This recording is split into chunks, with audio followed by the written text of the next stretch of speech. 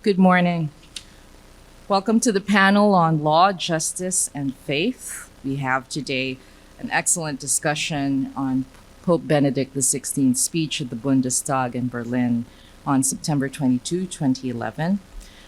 I will introduce the speakers first and foremost, and then our speakers will deliver their respective presentations, and afterwards, exercising the prerogative as moderator, I'll start with a question before inviting the floor. To my left, we have Professor Lorenza Violini from the Università Statale Milano, who is a professor of law and trained in Italy, Germany, and the United States, where she received a master's degree from the University of Illinois at Urbana-Champaign. She researches and teaches in the fields of human rights, comparative law, and constitutional law. Her written work includes Human Dignity and Right to Life, written in 2013 with Marilena Canusa, Legal Traditions in Dialogue, Elementary Experience Tested by Diversity in 2012, written with our dear colleague Paolo Carrozza, and Bioethics and Laicity, written in 2008. To the left of Professor Violini, we have Professor Santiago Legare from the Universidad Católica de Argentina, who is a professor in the School of Law of the Pontifical University of Argentina. He received his Bachelor of Law degree from the Pontifical University of Argentina, his Master of Studies from Oxford University, and his PhD from the University of Buenos Aires. As a visiting professor, he has taught comparative constitutional law and jurisprudence at Louisiana State University and here at Notre Dame, as well as at Strathmore University in Kenya. And finally, to my leftmost is Professor Daniel Mark from Villanova University. He teaches political theory, philosophy of law, American government and politics, and religion at Villanova University. He received his bachelor's, master's, and PhD in politics, all from Princeton University. Since 2014, he has also served as a member of the bipartisan U.S. Commission on International Religious Freedom, which monitors the universal right to freedom of religion or belief abroad and makes policy recommendations to the President, Secretary of State, and Congress. He was elected vice chairman of that commission last year, and he was a visiting fellow at the De Nicolas Center in 2017. My name is Diane Desierto. I teach international law and human rights at the Law School and the School of Global Affairs. I also direct the program in human rights law and the Global Human Rights Clinic at Notre Dame. So needless to say, this morning's discussion is definitely of considerable interest, and I am very pleased that we have this exceptional panel. Please, let's all welcome Professor Violini.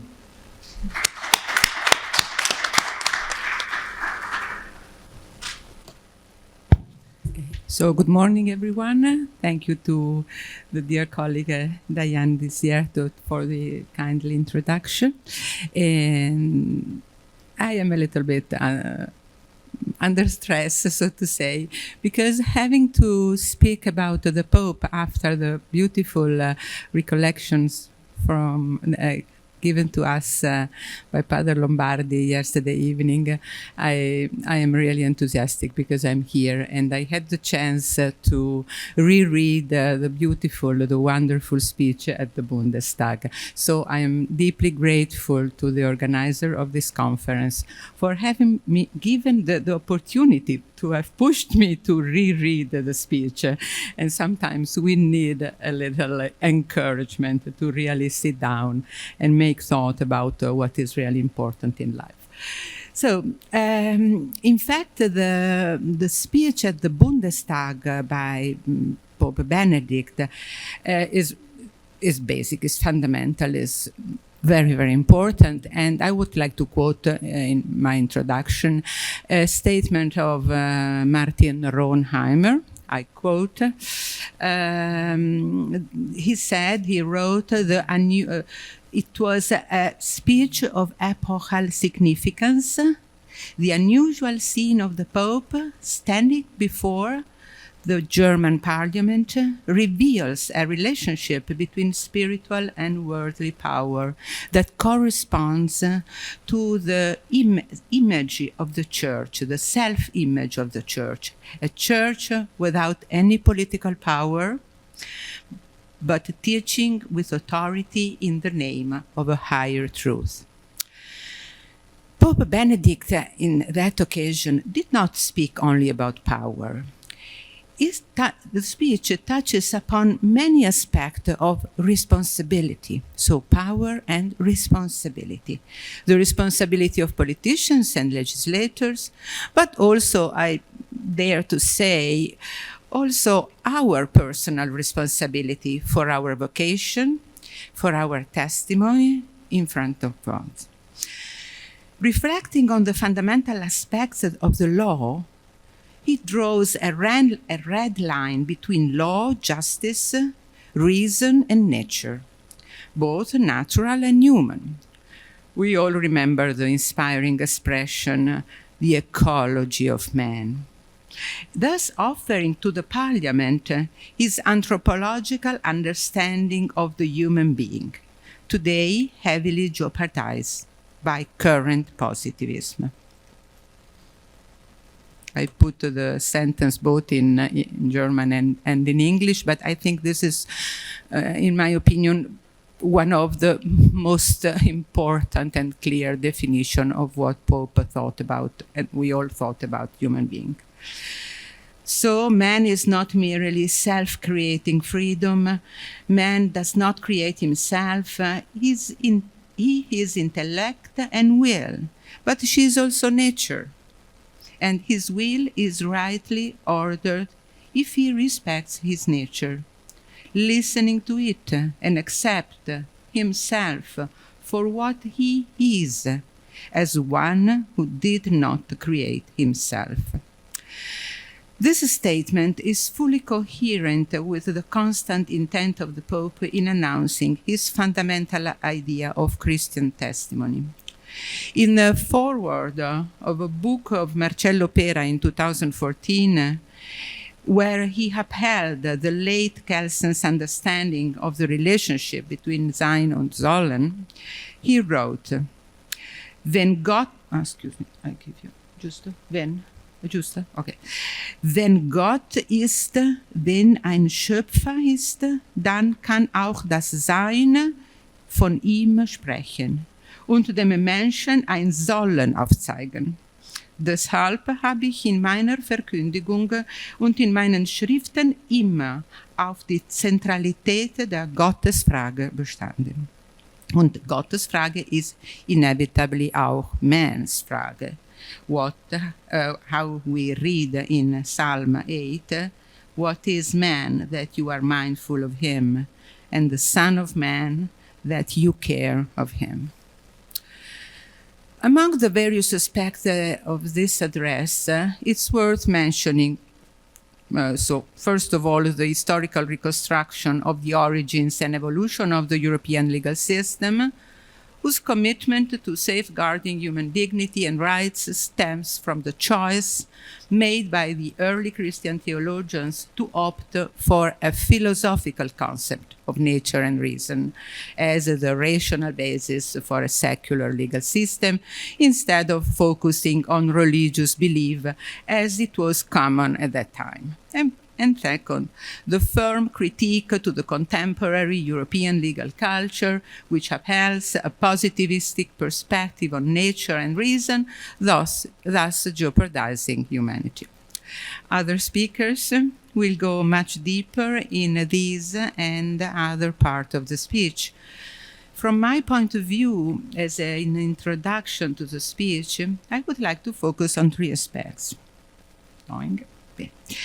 The example of Solomon, offered to the German legislator who is facing the dramatic change in man's power over man, determined by science, the consequences of this change in the realm of knowledge, that is, the collapse of evidences, and third, the cry of mankind for fresh air, and the urgent need to open the windows. So first, A listening heart as a reason that is open to the language of being. Being in front of politicians tasked with enhancing rules based on the concept of the free state of law, better expressed in German, Freiheitlicher Rechtsstaat, the Pope's concern is to appeal to their responsibility toward justice and peace. A responsibility even more crucial within a pluralistic society where, again quoting Ronheimer, the Church has lost the power to dictate or influence the content of secular laws. The strength she possesses is only the strength of her rational arguments. Interestingly, the speech of the Pope was framed neither as a homily nor as a scientific paper. Instead, based on the intention, quote, to offer some thoughts in the foundations of the law, end quote, the Pope assumes that the aspiration of every politician is to respond to the fundamental calling of democracy towards justice. Quoting St. Augustine, the Pope said, "Without justice, what else is the state but a great band of robbers?"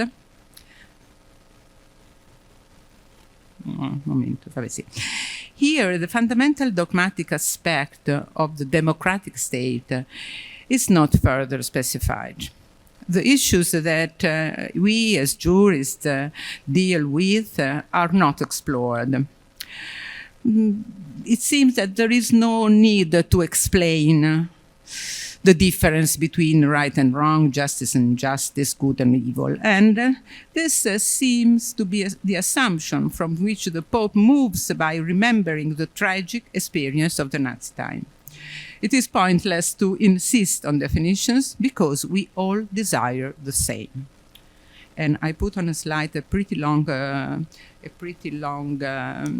quotation from a script of 2009 from Benedict, and which is also expressed very good, in my opinion, what seems to be the soul of the Pope speaking when he speaks about justice and right. The thirst for truth, beauty and goodness, implanted in all men and women by the Creator, is meant to draw people together in the quest of justice, freedom and peace. History has amply shown the truth, that truth can be betrayed and manipulated in the service of false ideologies, oppression and injustice. But do not the challenges facing the human family call us to look beyond those dangers? For in the end, what is more inhuman and destructive than the cynicism which would deny the grandeur of our quest for truth, and the relativism that corrodes the very values which inspire the building of a united and fraternal world? Instead, we must reappropriate a confidence in the nobility and the breadth of the human spirit in its capacity to grasp the truth, and let that confidence guide us in the patient work of politics and diplomacy. So it's a quotation from 2009. This quotation well represents, in my view, the core of the Pope's address, expressed through the example of Solomon. He emphasizes the importance of asking God for a listening heart. He did not dictate rules or commandments. Rather, he appeals to the fundamental attitude of man when engaged in searching the truth. Later in the speech, he also clarified that the listening heart is what we commonly refer as conscience. It is also what Paul meant when speaking about the law written in the hearts of all the people. And he also concluded his speech with the same concept. The very last sentence sounds, "I think that even today, where there is ultimately nothing else we could wish for but a listening heart, a capacity to distinguish between good and evil, and thus to establish through law to serve justice and peace. So second point, since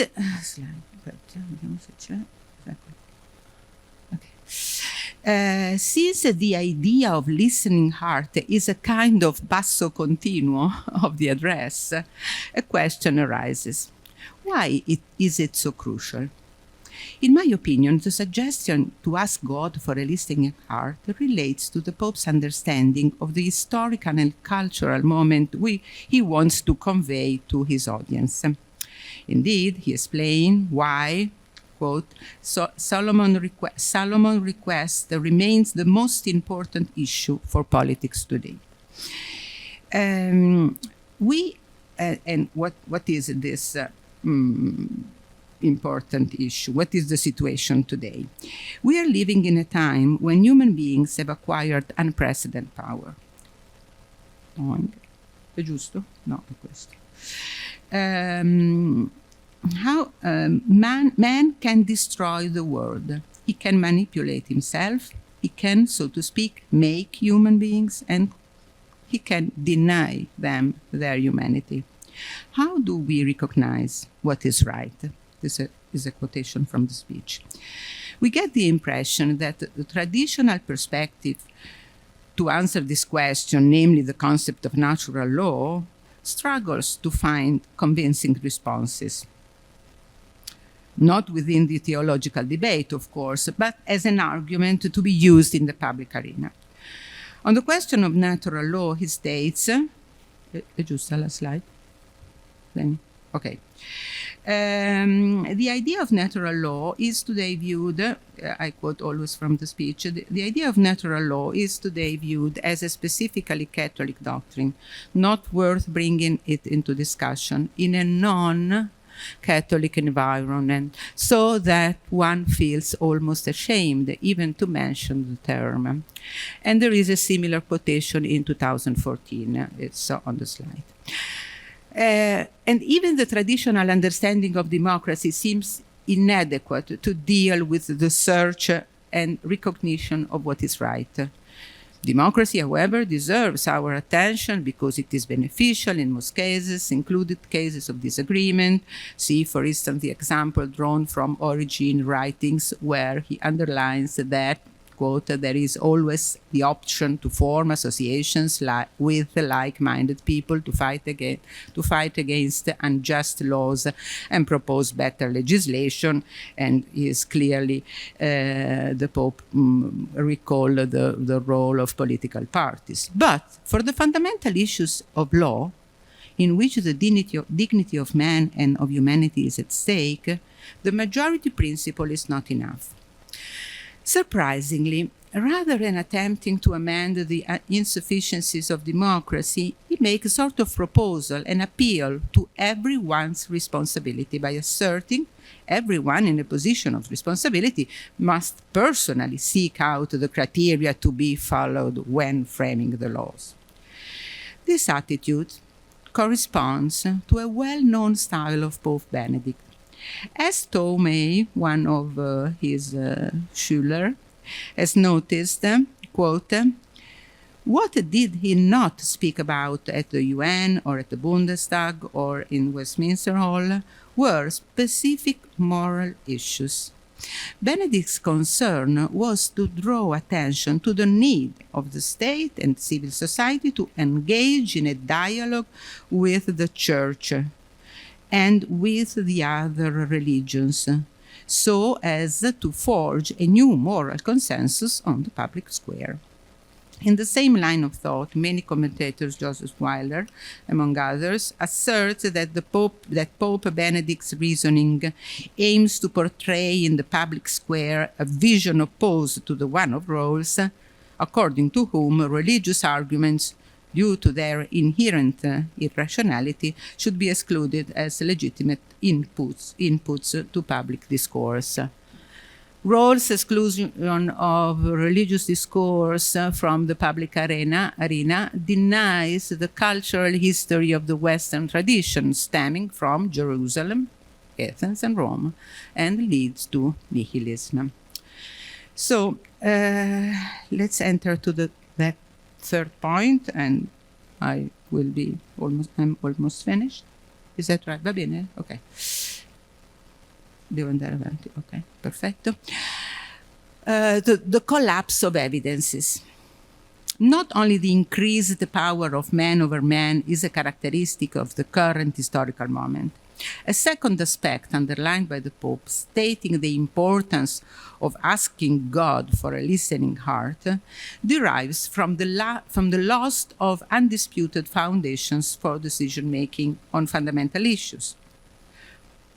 I say the evidences are no longer so evident.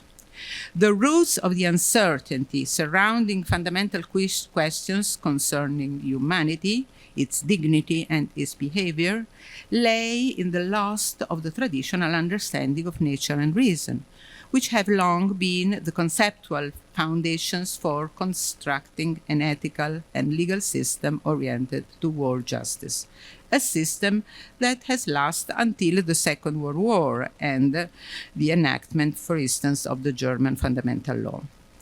The decline of evidences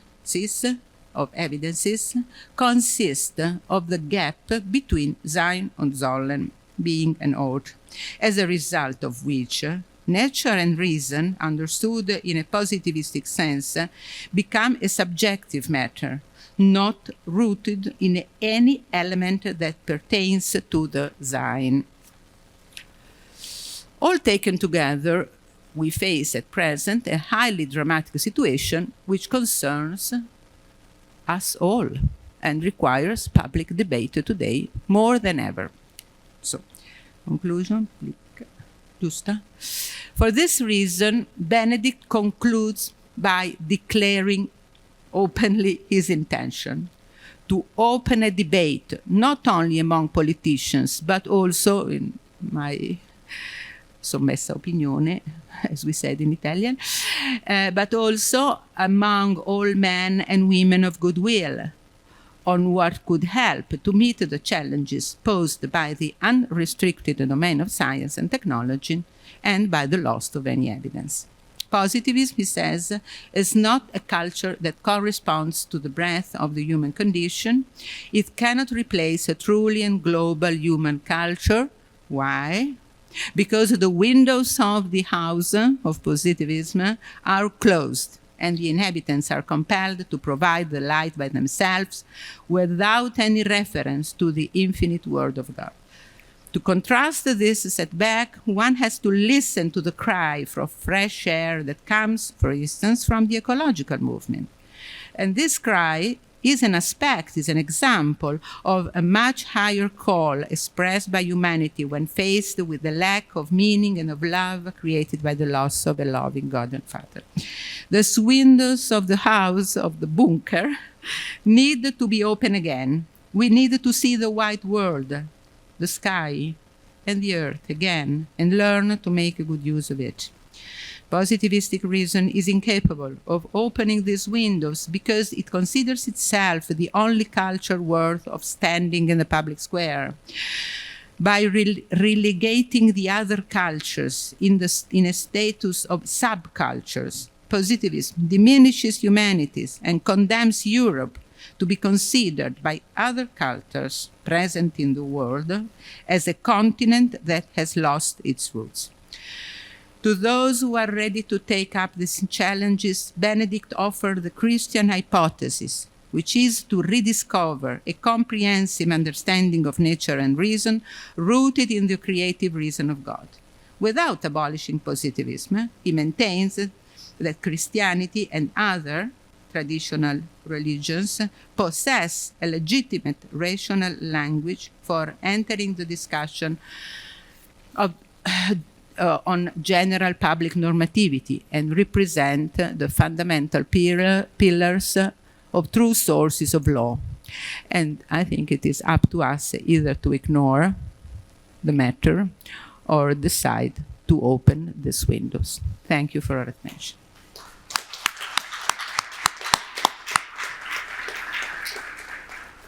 Thank you very much, Professor Violini. Now we turn to Professor Legare.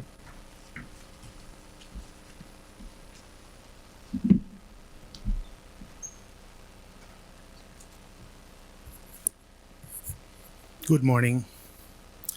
I join the expression of gratitude that my colleague and friend, Professor Violini, made to the center and to the organizers, and to you for your presence in these early morning hours. If you leave this room and walk to your right towards the eclipse, so to speak, and you open the doors of the Morris Inn and you look ahead, you will see the law school. As some of you know, Professor Desierto has her office there. If you look on top to the second floor, to the last room or office on your right, you will see what was for 25 years the office of Professor John Finnis, who taught at the law school as a visiting professor during the totality of the fall semester for those 25 years from 94 to 2020. And also he was here for 1 month in the spring around precisely this time of the year. When I got invited for the first time to do a mini course at the law school here, shortly after the Bundestag speech was delivered by Pope Benedict in April 2012, that was my first mini visit, I scheduled it and the subsequent ones with Professor Finnis's spring visits. And in one dinner here at the Morris Inn behind me, he told me he was from Milan in April 2012, where he gave a speech to the Centro di Cultura on the Bundestag speech. So when I was tasked to join this panel with two great friends, I thought I would write to him because I seem to remember that he had shared some notes with me about the speech. First I Googled, I didn't find anything by him on the speech, but then he confirmed he had the notes and he sent them over.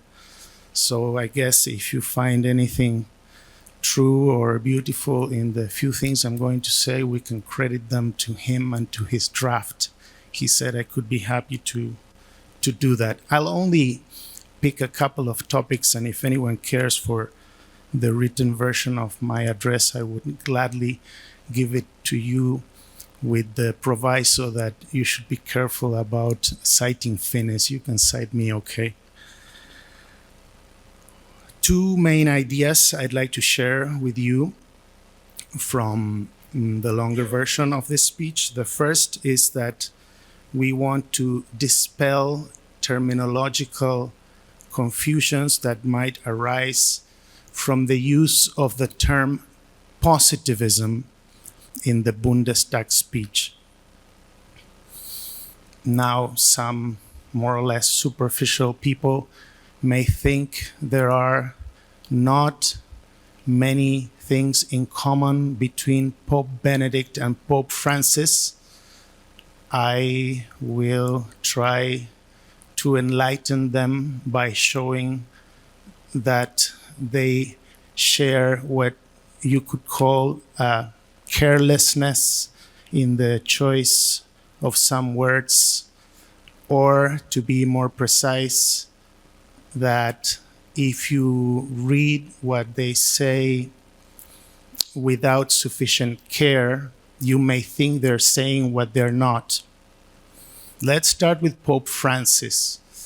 Now we jump 1 year, and I'm again having dinner here behind me with Professor Finnis, and we were talking about the first uses of the term proselytism by Pope Francis, where he warned the world that we shouldn't do proselytism.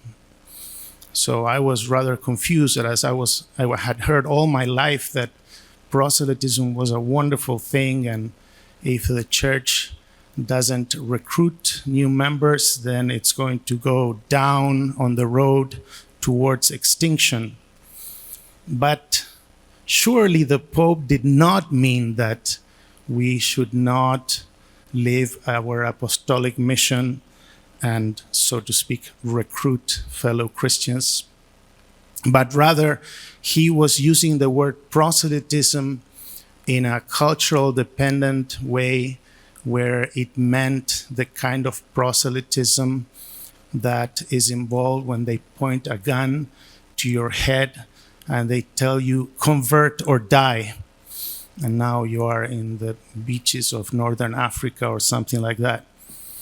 Well, similarly, with positivism and Pope Benedict, I had been taught for years in Oxford that positivism doesn't mean anything anymore, and we should avoid the use of the term positivism by all means, as there are so many good fellows who are supposedly positivist and still they accept what we call natural law.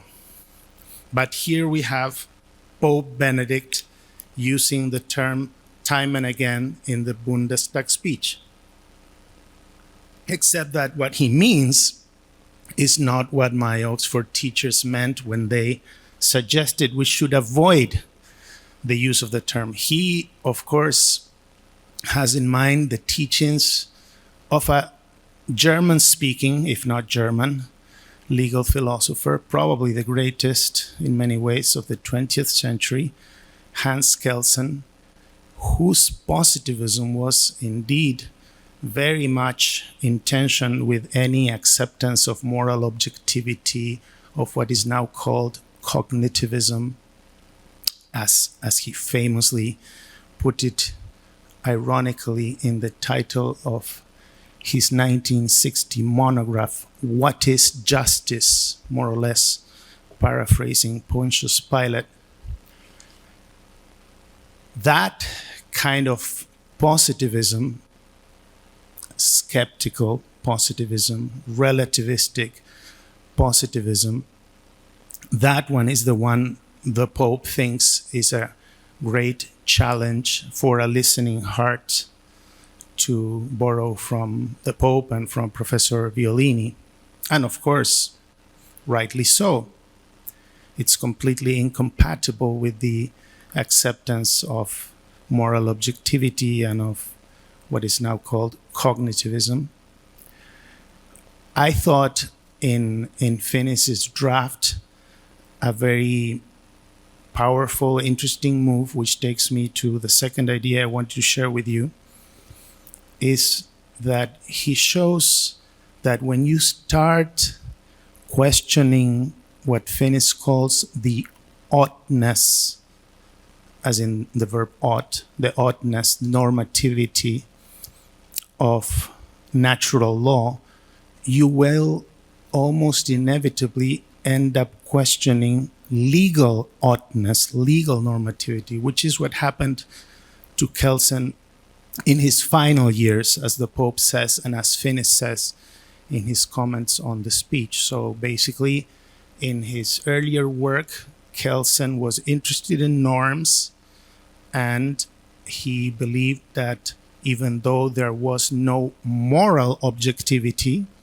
and there was nothing to be objectively known by a listening heart, still there was legal objectivity and norms were rational for him. But down the road, especially in his posthumous work on norms in 1979, he applied his same radical skepticism that he had applied to natural law, to the law, to legal normativity.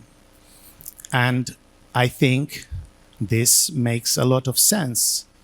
If law, as Aquinas would say, using a verb that it is difficult to understand today, if law is derived from natural law, then if you challenge the normativity of natural law, you will end up challenging as well the normativity of any just law, because a just law, by definition, is a derivation from natural law, from those permanent principles of morality. And And with this, I come to an end to my observations. A way to preserve the importance and the validity of all claims around natural law is to preserve the validity around all claims having to do with the objectivity of law itself, given that law is, in a way, an incarnation of natural law. It's not as if we were in the supposed world of the enlightened philosophers where natural law belonged in a state of nature.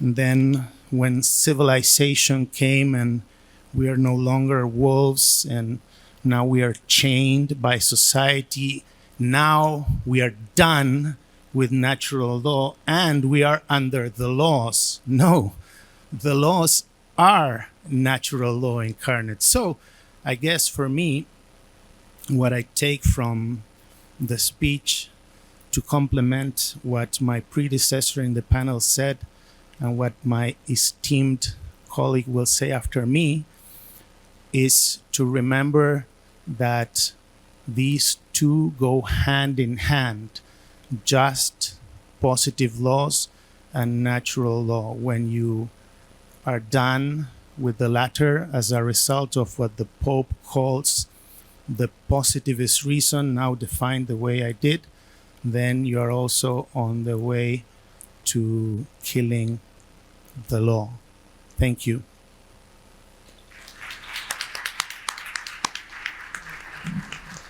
Thank you very much, Professor Legarra. And finally, Professor Mark.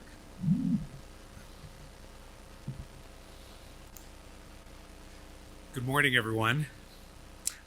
In the interest of time, let me just join the others and offer a collective thank you to everyone involved in this conference. It is an honor to participate.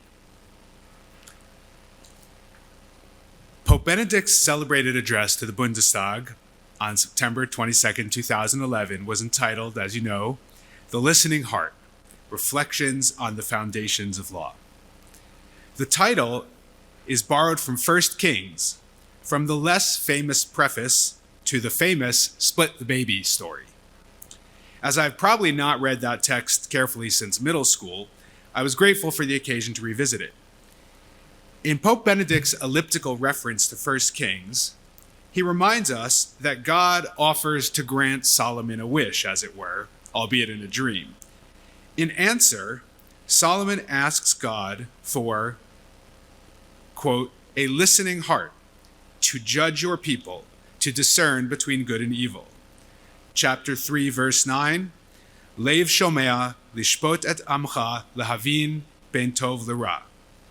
The Vatican translation says, govern your people. Given the famous story that follows, judge seems apposite. In response to Solomon's request, God is pleased that the young king has asked not for long life or riches or victory, but instead, in verse 11, V'sha'alta lecha havin, lishmoa mishpat. You have asked for yourself understanding, to listen to justice.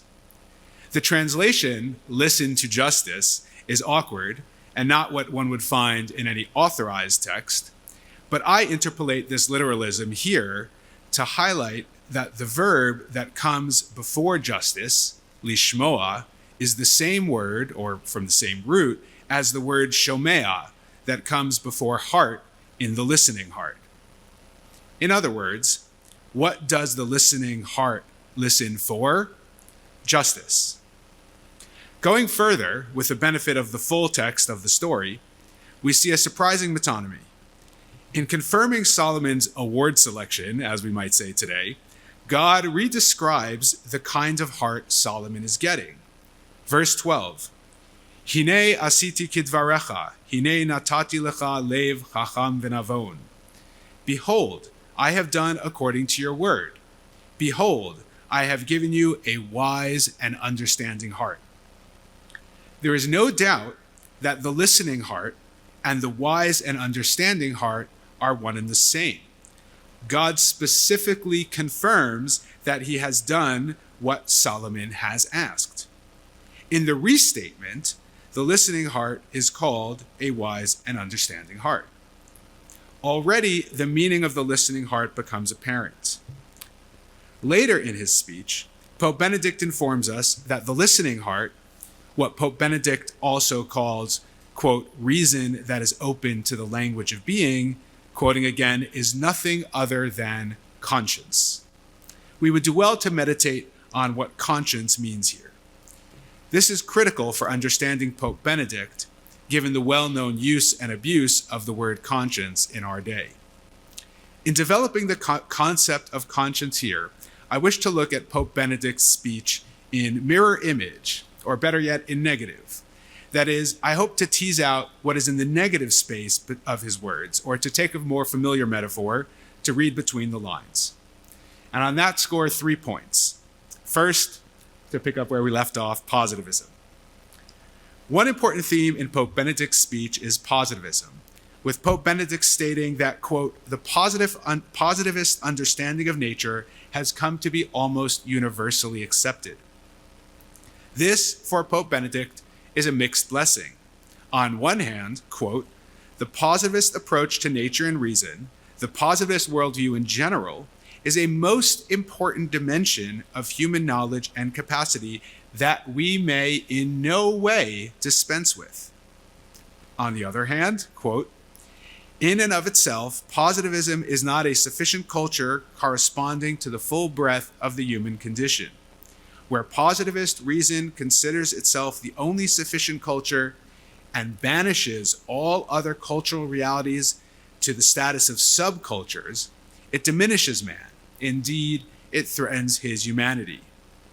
And again, quote, where positivist reason dominates the field to the exclusion of all else, and that is broadly the case in our public mindset, then the classical sources of knowledge for ethics and law are excluded. Every field of knowledge, from science to law to ethics, is implicated in this tension. Lest I be accused of exaggeration, Pope Benedict acknowledges the breadth of the challenge and marks its remediation as a key purpose of his speech. Quote, this is a dramatic situation which affects everyone, and on which a public debate is necessary. Indeed, an essential goal of this address is to issue an urgent invitation to launch one. Why the drama? Why the urgency? In a way, while fully appreciating the scope of the problem, clearly, Pope Benedict undersells it. He still has a positive word for positivism, calling it, as I quoted, a most important dimension of human knowledge and capacity that we may in no way dispense with. And that is true as far as it goes, as long as we do not lose sight of the way the positivist mindset infects whatever it touches. Philosophy of law and our own dear corner of analytic jurisprudence has still not recovered. Though positivism altogether is much broader, legal positivism teaches that we can separate legality and legitimacy, or law and justice. The legendary legal theorist H.L.A. Hart, whose post-war influence on the field is beyond measure, thought the problem was the high stature of the wrong kind of positivism, Kelson's kind of positivism, as Professor Ligari told us. Forgive me for the extended passage, but allow me to quote from MacLeod and McFarlane's book, Foundations of Law. In the aftermath of World War II, H.L.A. Hart and many others perceived a need to restore confidence in the rule of law. Many of those who carried out the atrocities of the Third Reich contended that they were just following orders, obeying commands of their Führer and the Reichstag. If Bentham and Austin were correct, if law is sovereign command backed by threats of force, then were those German officials tried at Nuremberg wrongfully convicted of violating the law? Were they not just following commands of their sovereign? Still quoting here. Recognizing the need to recover confidence in the law as an institution, Hart called for the return of the idea of legal obligation. However, he remained committed to positivism. Hart remained committed to the idea that law is comprised of rules creating obligations. His critique of Bentham and Austin was not a total rejection of their views, putting in my own parentheses and Kelsen. Instead, he supplemented their arguments by calling attention to secondary rules and to their relationship to primary rules of obligation. Additionally, Hart insisted that law is separated from morality. Hart denied the existence of any necessary connection between law and morality. Legal obligation must be viewed, in Hart's view, as separable from moral obligation. End quote. As I write extensively in my book, forthcoming from Notre Dame Press, see them in the hall after the session, Hart failed to answer his own question. Per MacLeod and McFarlane, Hart at once, as you just heard, called for a return to the idea of legal obligation and insisted that law is separated from morality, i.e., that law is distinct from the very thing, the only thing, that can ground precisely the sort of obligation that, for Hart, is necessary to rehabilitate the concept of law. Hart stared into the abyss, and the abyss stared back at him. And in this way, perhaps, having now listened carefully, I'm maybe going a little further than Professor Ligari, who wants to single out Kelsen's positivism, but we'll have to sort that out later. The year after Pope Benedict's address, another towering thinker, Sir Roger Scruton of blessed memory, penned an article I quite like called P is for Poison, naming political correctness, pornography, and plastic to his rogues gallery. I propose we add a fourth pernicious P, positivism. In Human Inquiry, as Leo Strauss noted in his essay, What is Political Philosophy?, it is impossible to cleave the normative from the descriptive. Without evaluative judgments, we cannot even decide what to study scientifically. And so, Pope Benedict set as an essential goal the launching of a debate on this topic. To think clearly on any topic of value, we must recover the natural law understanding of the world. So now, more than a decade after Pope Benedict's speech, where are we? How different or the same is the world? Or now what? Post-postmodernity, if that's where we are, or to borrow a term from the great Notre Dame architect Philip Bess, hypermodernity, is not unsure about the normativity of reality, but it is in denial of actual reality. That is, hypermodernity is quite sure and quite full of evaluative judgments, but exactly wrong about them. Hypermodernity is a heady brew of nominalism and dogmatism. Everything is whatever I say it is, but it is absolutely whatever I say it is. We see in this perhaps a reflection of legal positivism. Law is whatever the sovereign or the rules say it is. I do not mean here to enlist Pope Benedict in the latest battle of the culture war, but the law, not to mention science and other disciplines, have been conscripted into the service of unreality. How much of this is positivism's intellectual progeny? Between the lines of Pope Benedict's stern but generous treatment of positivism, we find a stiffer reproach. Positivism is poison. 2. The common good. In presenting the tale of King Solomon, Pope Benedict teaches that, quote, through this story, the Bible wants to tell us what should ultimately matter for a politician. There is so much for everyone to learn from the Bundestag speech, but we should remember that it was an address to politicians, instructing them on what should matter to them as politicians, not just as humans. Returning to the text of the story, we recall that the purpose of the listening heart is to govern or judge. Solomon doesn't ask for the gift of discernment between good and evil to achieve personal holiness or righteousness, but to rule well. The unlawfulness of the Nazi regime was clear. Quote, yet when it comes to the decisions of a democratic politician, we confront the question of how to recognize what is truly right. Notice that to ask the question is already to raise a most profound point. As he explains, quote, "For most of the matters that need to be regulated by law, the support of the majority can serve as a sufficient criterion. Yet it is evident that for the fundamental issues of law, in which dignity of man and of humanity is at stake, the majority principle is not enough," end quote. Just as the positivists can lead us into error by calling unjust law, law, for John Finnis, the aforementioned John Finnis, this is like labeling a bottle of poison medicine. Democrats, small d, can fall into the belief that political outcomes are good because they are democratic. It is the positivism of popular sovereignty.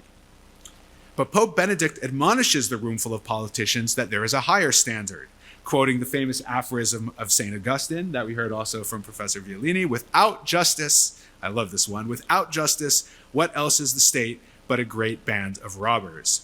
Also teaching at an Augustinian university, I receive a bonus for mentioning that. Democratic approval is at most a necessary condition. As Pope Benedict puts it, quote, "Politics must be a striving for justice."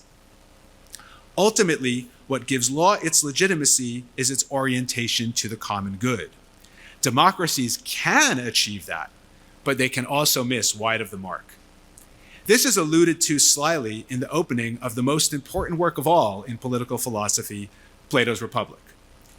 As Socrates and Glaucon leave for home from the festival, they are seized, quite literally, by the slave of Polemarchus, who demands that they stay. Socrates' desire to go, and Polemarchus' forceful insistence that they stay, sets up the dichotomy between coercion and persuasion, between force and reason. Polemarchus announces, "Either prove stronger than these men or stay here." To which Socrates responds, "Isn't there still one other possibility, our persuading you that you must let us go?" This, in turn, foreshadows the soon-to-come conflict with Thrasymachus, who, like the Athenians in the Melian dialogue, argues that might makes right, defining justice as nothing other than the advantage of the stronger. In just the opening book of the Republic, Plato adumbrates the full sweep of the history of political thought, from the classical tradition to critical theory, Plato versus Foucault. On one hand, there is politics as justice and the pursuit of the common good, and on the other hand, there is politics as power, the advantage of the stronger, the systemic oppressor and the systemically oppressed. But as I say, there is a slight undercurrent in this opening episode with Polemarchus. The superiority of the aggressors is presented as a function of numbers. "Do you see how many of us there are?" Polemarchus asks.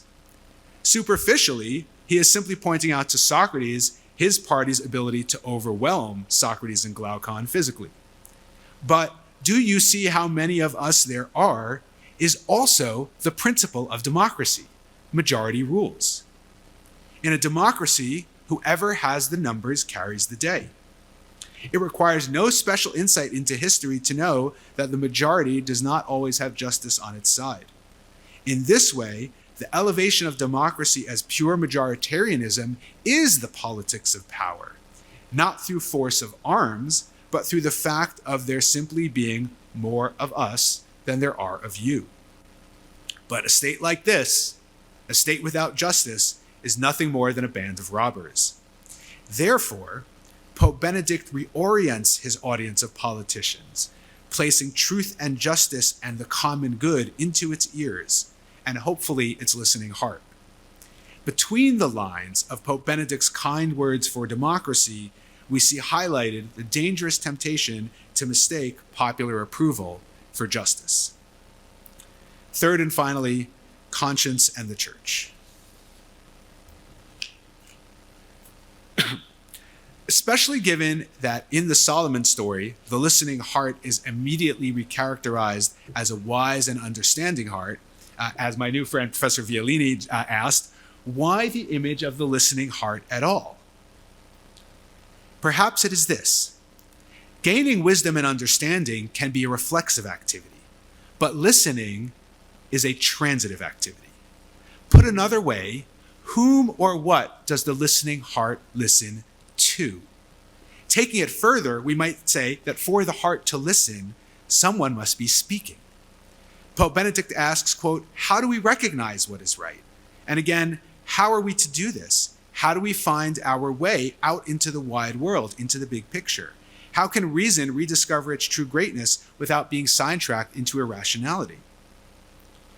Contrary to the prevailing view today, we do not recognize what is right by listening to the voice in our own head, which is somewhere between anomie and self-worship.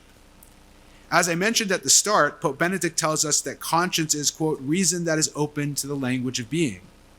In the address, Pope Benedict unsurprisingly defends natural law, a subject on which Professor Ligari had much more to say. Is the listening heart meant to listen to reason and natural law? Are reason and natural law speaking today such that the listening heart may hear?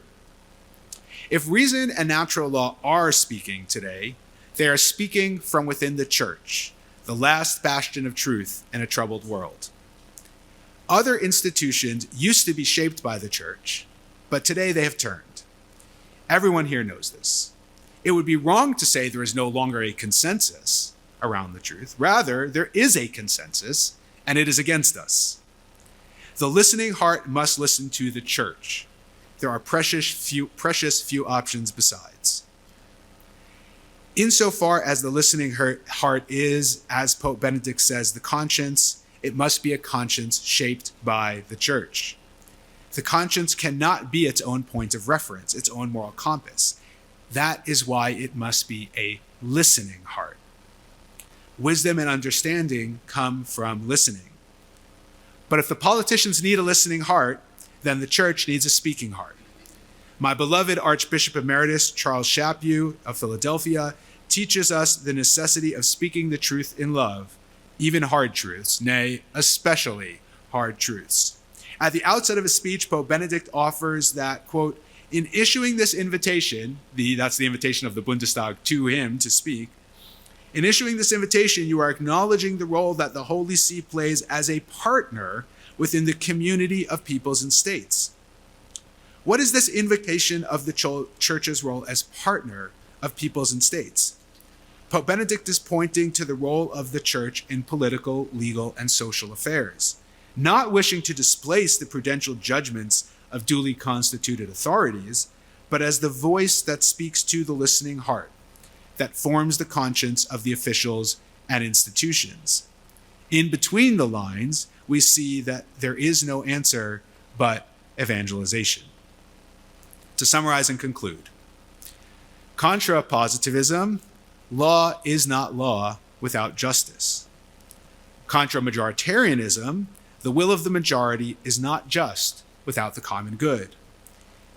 And as true law and true justice are not creations of the unbridled human will, to follow one's conscience is not to follow one's heart, but to follow one's listening heart, the heart that listens to the truths of the natural law, heard in the very last place they are still spoken, Pope Benedict's Church. Thank you.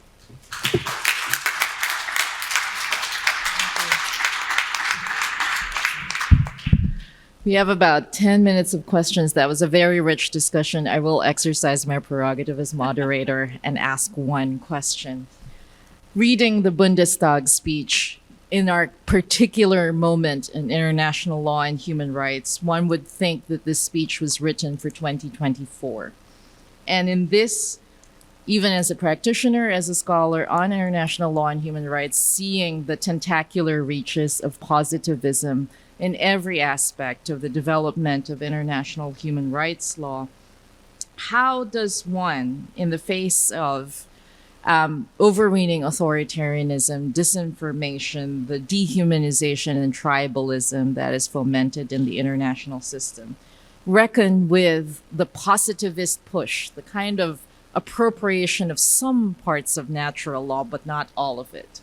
Because especially I was struck when Professor Mark spoke about evangelization, because that was exactly the question that I had for all speakers. How does one today, in this historical, social, cultural moment where man is indeed capable of destroying itself and seems to be doing the exact thing, how does one truly bring in authentic, genuine, natural law, one that is not appropriated by the poison of positivism, to the discourses that we need to be able to elicit that call to conscience, to truly have a reason that is open to being in a time when, in this time in the international system, there's every push against the is. There's every push and challenge against the state of nature and questioning what that state of nature is. I would be glad to hear your thoughts, but before that, I'm going to ask Father Pujol for his question. No, thank you. Thank you all for your contributions. Ratzinger calls for a debate on the foundation of justice and law. I'm not sure someone was listening to his call to open this debate. No, we consider it an unfinished debate. My question would be on the practical level, and I would like also Dr. Desierto to answer also this question because you are working at the United Nations. Where are the resistances to reopen this debate? To any of our speakers. So thank you very much for both your question, because I think they have the same roots. Is that right? Okay. Allow me to respond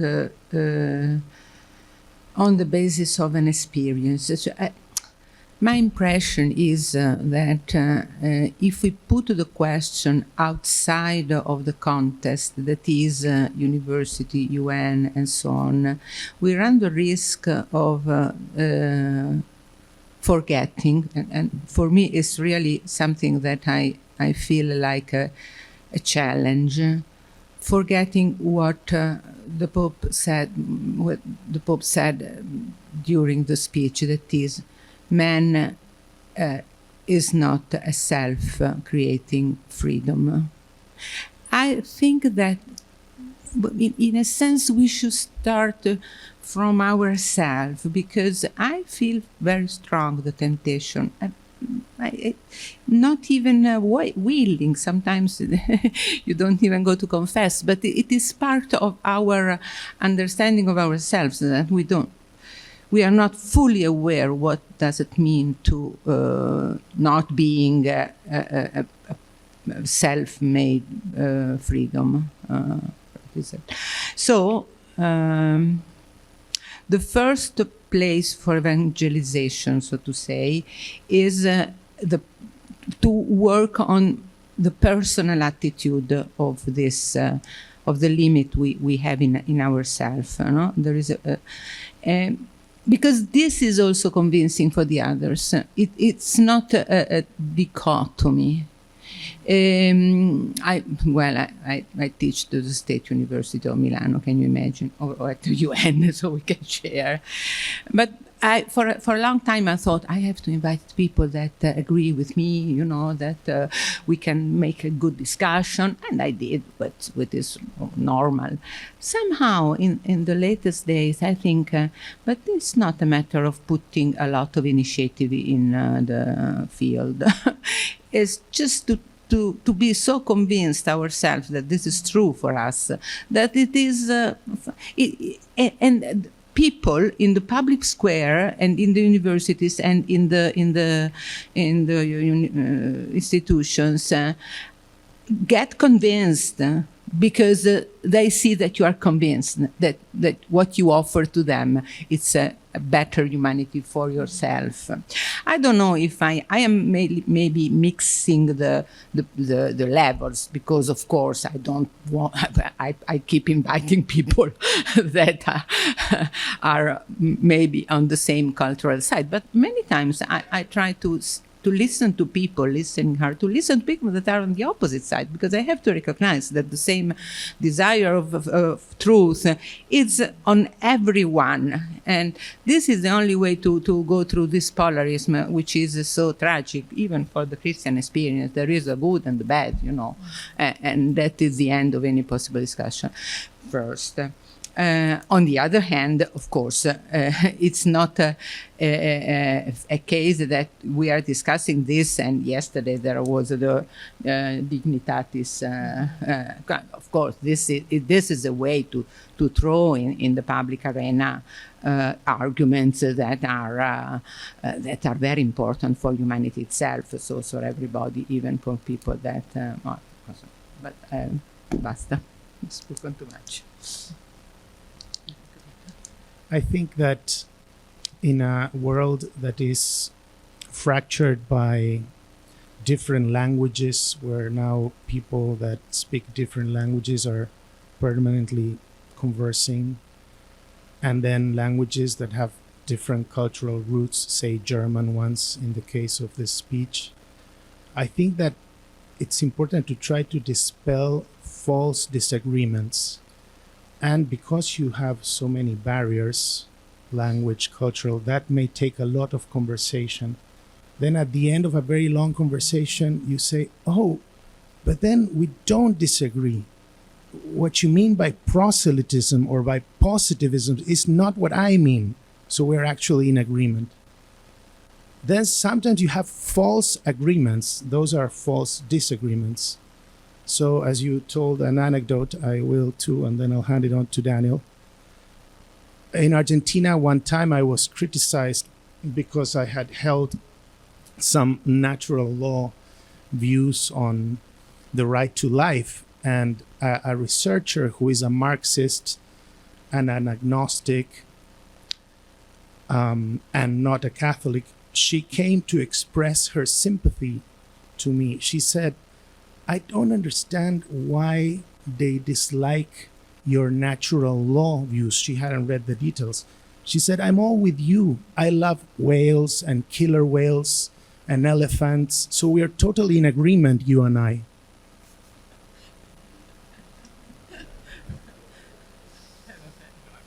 I can't top that.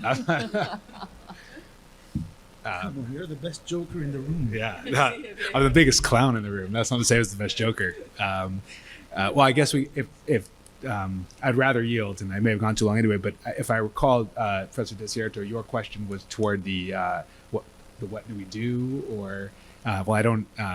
Being mindful that I said everything I said as the one in the room wearing the yarmulke, I think there are better people. Except, and this is. The reason I want to pass is because my answer is a disappointing one from the perspective of a legal philosopher, a scholar, because I actually think that what I said only very briefly is true. That I work on a college campus, and what I'm talking about is I don't know how far. I think that the only answer is evangelization. As I said, we're talking about. What's going on in the German parliament. And that's very important. And I'm a big believer that law helps to shape the culture, and we need to shape the right laws, right? But my day-to-day is what, and I have wonderful, smart, lovely, just absolutely delightful students. And yet day-to-day questions are, if the discussion of, if we're discussing abortion in the classroom, how many students are upset by this because they've had abortions and they're dealing with that? Or what percentage of my students are, I guess, haven't seen these yet, but marijuana now comes in gummy form, and apparently this is right. So is it 1/3 or 1/2 of the students on campus who are doing that and legalizing? It's going state by state, but the gambling and sports gambling apps that are now taking completely over. I don't want to make this a panel about the culture wars. I love the high-minded break from that, except that to say that when I ask where we start, if for the 99.9% of the world that isn't Jewish, let's start with that part of the world, if we don't turn their hearts to Christ, then I don't think that legal philosophy is going to matter very much. Yeah, sorry to put it that way. I think my brief answer, Father Pajol, we can talk about it after, is that the resistances of the United Nations actually come from the most unexpected places. So the secularism, the relativism that you see very predominantly in the Western world does not appear in the global South. There is a reason why the prohibition against sexual orientation as a ground of discrimination has never been approved in any of the treaties of the United Nations. That's because 50 states of Africa and many other states in Asia and in Latin America will not agree, and Oceania.